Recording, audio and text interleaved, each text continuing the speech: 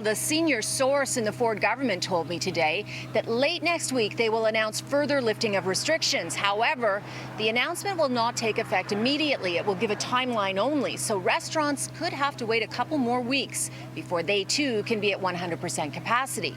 The chief medical officer of health spoke today for the first time since the government announced stadiums could be at full capacity but not restaurants, which caused a huge backlash. His message to restaurateurs: be patient.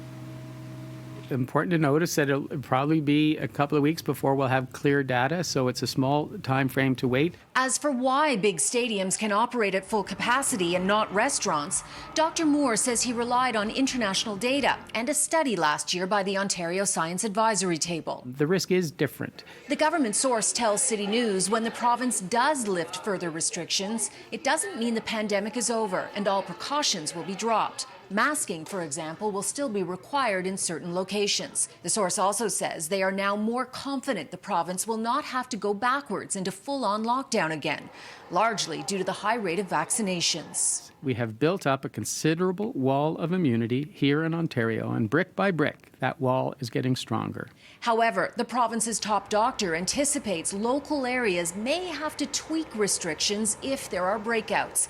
He also says the vaccine certificates will gradually be phased out, but it could take a few months, depending on the data. What we see is a phased removal of domains requiring verification of your immunization. We may not require them in some venues, but still require them in mass gatherings. Now, Dr. Moore stresses relaxing restrictions further will be slow and steady. It will not happen all at once. And back to stadiums being allowed to operate at full capacity before restaurants.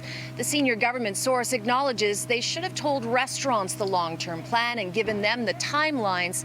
At the same time they announced stadiums were told they could operate at full capacity. It's been a communication failure, and it's taken 6 days for the government to give restaurateurs any kind of answer. Again, they're not expected to be able to operate at full capacity for about another 2 weeks.